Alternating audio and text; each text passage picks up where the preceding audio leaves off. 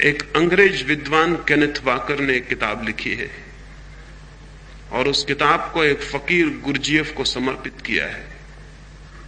समर्पण में, डेडिकेशन में उसने जो शब्द लिखे हैं वो बड़े अद्भुत हैं। उसने डेडिकेशन में, समर्पण में लिखा है, to George Gurdjieff the disturber of my sleep. मेरी नींद तोड़ने वाले जॉर्ज गुरजीएफ को समर्पित। थोड़े से लोग जमीन पे हुए हैं जो नींद तोड़ने की कोशिश करते हैं, लेकिन अगर आप किसी की नींद तोड़ने की कोशिश करेंगे तो निश्चित वो आपसे बदला लेगा। किसी सोते हुए आदमी को जगाने की कोशिश करिए, वो आपकी गर्दन पकड़ लेगा। आज तक मनुष्य को आध्यात्मिक नींद से जिनने जगाने की कोशिश की, हमने उनकी भी गर्दनें पकड़ ली। हमारे बीच हमें पता नहीं चलता है, इसीलिए कि हम सब एक जैसे सोए हुए और नींद में लोग हैं। एक गांव के संबंध में मैंने सुना है कि उसमें एक जादूगर आ गया था एक दिन और उसने उस कुएं में गांव के एक पुड़िया डाल दी थी और कहा था, इस कुएं का पानी जो भी पिएगा पागल हो जाएगा।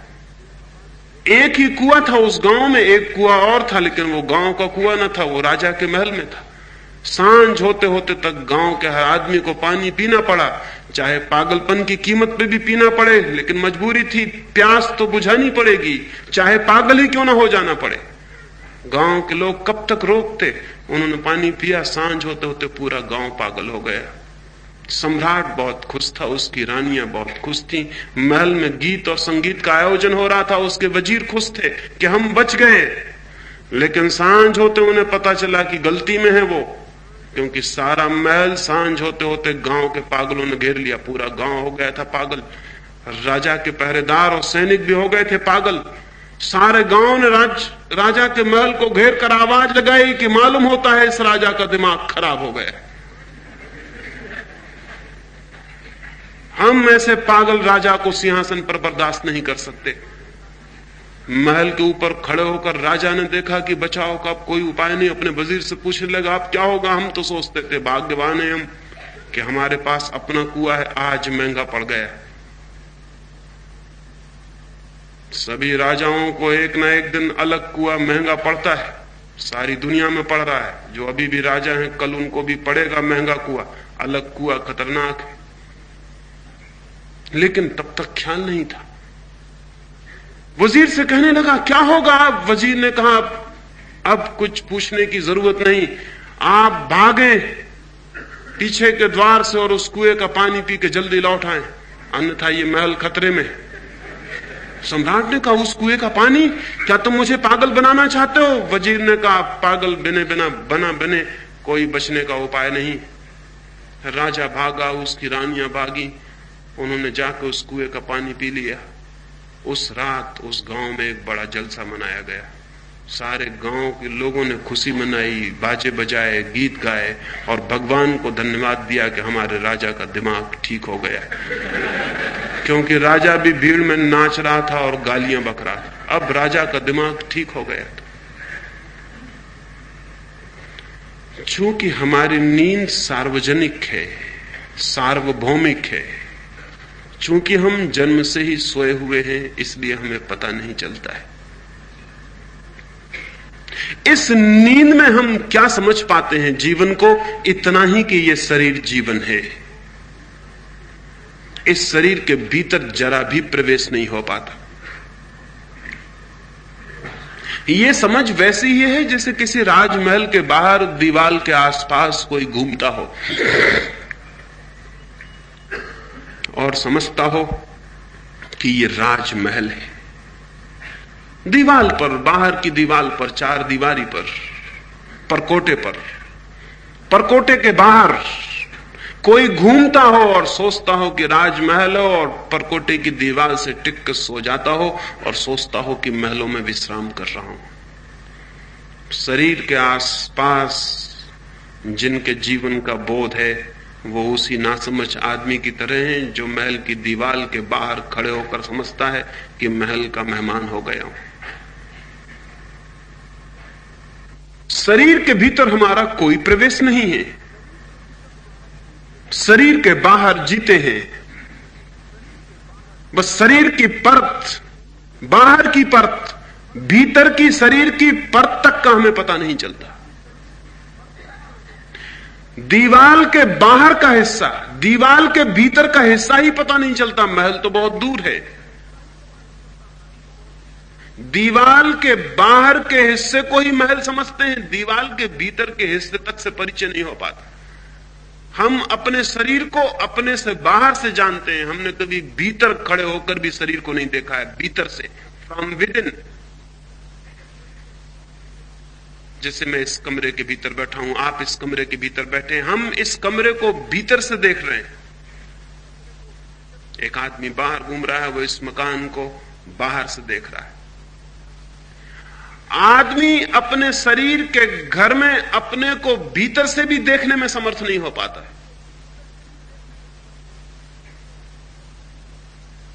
बाहर से ही जानता है, और तब मौत पैदा हो जाती है, क्योंकि जिसे हम बाहर से जानते हैं,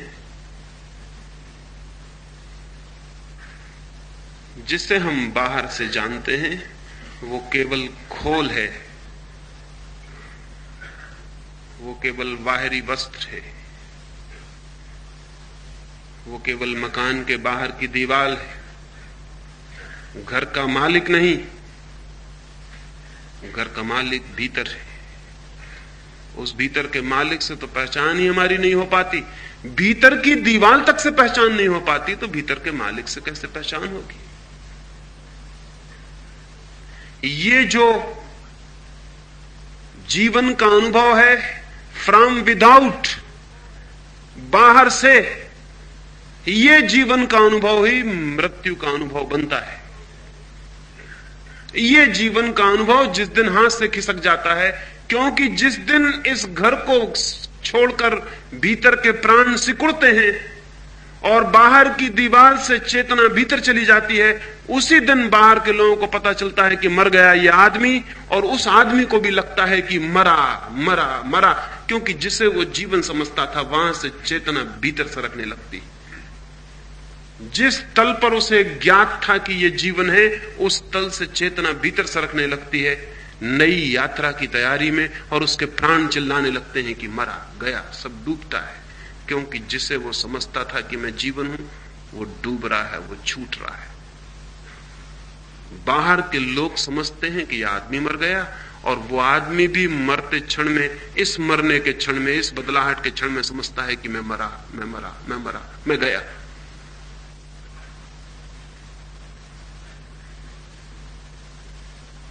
ये जो देह है हमारी, ये जो शरीर है, ये शरीर हमारा वास्तविक होना नहीं है, ये हमारा ऑथेंटिक बीइंग नहीं है। गहराई में इससे बहुत भिन्न और बिल्कुल दूसरे प्रकार का हमारा व्यक्तित्व है। इस शरीर से बिल्कुल विपरीत और उल्टा हमारा जीवन है। एक बीज को हम देखते हैं, बीज की ऊपर की खोल होती है बहुत सख्त, ताकि भीतर जो छिपा हुआ जीवन का अंकुर है, कोमल, डेलिकेट, वो उसकी रक्षा कर सके। भीतर का अंकुर तो होता है बहुत कोमल, उसकी रक्षा के लिए एक बहुत कठोर दीवार, एक घेरा, एक खोल बीज के ऊपर चढ़ी होती है। वो जो खोल है वो बीज नहीं है, और जो उस खोल को बीज समझ लेगा, वो कभी भी उस जीवन के अंकुर से परिचित नहीं हो पाएगा जो भीतर छिपा है। वो खोल को ही लिए रह जाएगा और अंकुर कभी पैदा नहीं होगा। नहीं, खोल बीज नहीं है, बल्कि सच तो यह है कि बीज जब पैदा होता है तो खोल को मिट जाना पड़ता है, टूट जाना पड़ता है, बिखर जाना पड़ता है, मिट्टी में गल जाना पड़ता है। जब खोल गल जाती है तब बीज भीतर से प्रकट होता है। ये शरीर एक बीज है, और जीवन, चेतना और आत्मा का एक अंकुर भीतर है, लेकिन हम इस खोल को ही बीज समझ के नष्ट हो जाते हैं, और वो अंकुर पैदा भी नहीं हो पाता, वो अंकुर फूट भी नहीं पाता। जब वो अंकुर फूटता है तो जीवन का अनुभव होता है। जब वो अंकुर फूटता है तो मनुष्य का बीज होना समाप्त होता है और मनुष्य वृक्ष बनता है। जब तक मनुष्य बीज है तब तक वो सिर्फ पोटेंशियलिटी है, एक संभावना। और जब उसके भीतर वृक्ष पैदा होता है जीवन का, तब वो वास्तविक बनता है। उस वास्तविकता को कोई आत्मा कहता है, उस वास्तविकता को कोई परमात्मा कहता है। मनुष्य है बीज परमात्मा का। मनुष्य सिर्फ बीज है। जीवन का पूर्ण अनुभव तो वृक्ष को होगा, बीज को क्या हो सकता है? बीज क्या जान सकता है वृक्ष के आनंदों को? बीज क्या जान सकता है कि आएंगे पत्ते हरे जिन पर सूरज की किरणें नाचेंगी? बीज क्या जान सकता है कि हवाएं बहेंगी पत्तों और शाखाओं से और प्राण संगीत में गूंजेंगे? बीज कैसे जान सकता है कि खिलेंगे फूल और आकाश के तारों को मात कर देंगे? बीज कैसे जान सकता है कि पक्षी गीत गाएंगे और यात्री छाया में विश्राम करेंगे? बीज कैसे जान सकता है? वृक्ष के अनुभव को बीज कैसे जान सकता है? बीज को तो कुछ भी पता नहीं, वो तो सपना भी नहीं देख सकता उसका जो वृक्ष होने पे संभव होगा। वो तो बीज होकर ही जाना जा सकता है। आदमी जीवन को नहीं जानता क्योंकि उसने बीज को ही अपनी परिपूर्णता समझ ली। वो तो जीवन को तभी जानेगा जब भीतर के जीवन का पूरा वृक्ष प्रकट हो। लेकिन भीतर के जीवन का वृक्ष प्रकट होना तो दूर, भीतर कुछ है शरीर से भिन्न और अलग, इसका हमें कोई बोध ही नहीं हो पाता। इसकी हमें कोई स्मृति, इसका कोई स्मरण, इसकी कोई रिमेंबरिंग ही पैदा नहीं हो पाती कि अलग है कुछ शरीर से भिन्न। जीवन की समस्या जो भीतर है उसके अनुभव की समस्या है। जो भीतर है उसके अनुभव की समस्या है जीवन की समस्या। और हम जीवन को मान लेते हैं वो जो बाहर विस्तीर्ण है। एक वृक्ष से मैंने पूछा, तेरा जीवन कहां है? वो वृक्ष कहने लगा, उन जड़ों में जो दिखाई नहीं पड़ती।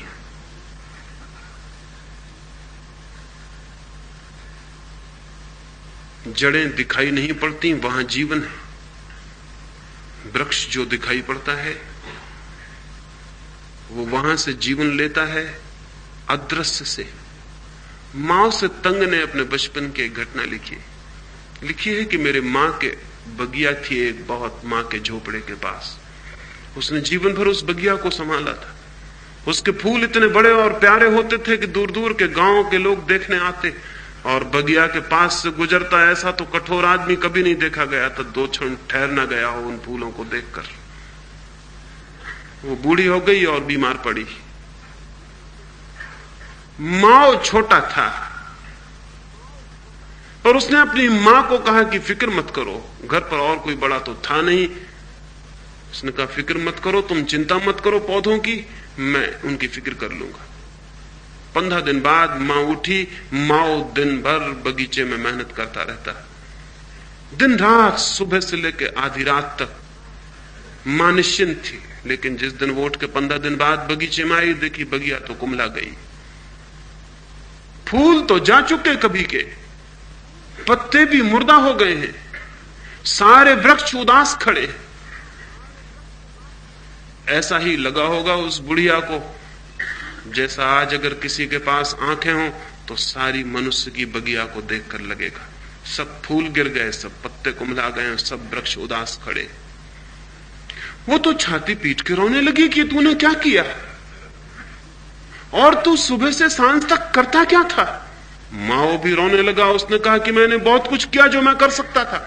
एक एक फूल की धूल झाड़ता था, एक एक पत्ते की धूल झाड़ता था, एक एक फूल को चूमता था, एक एक फूल पर पानी छिड़कता था। पता नहीं क्या हुआ, इतना श्रम और सारे वृक्ष कुमला गए। उसकी मां रोने में भी हंसने लगी। उसने कहा पागल, शायद तुझे पता नहीं कि वृक्षों के प्राण पत्तों और फूलों में नहीं होते, वृक्षों के प्राण जड़ों में होते हैं जो दिखाई नहीं पड़ती। तो फूल और पत्तों को पानी देगा, तो फूल और पत्तों को चूमेगा और प्रेम करेगा, सब निरर्थक है। फूल पत्ते की फिक्र भी मत कर। अगर अदृश्य जड़ें शक्तिशाली होती चली जाती हैं तो फूल पत्ते अपने से निकल आते हैं, उनकी चिंता नहीं करनी पड़ती।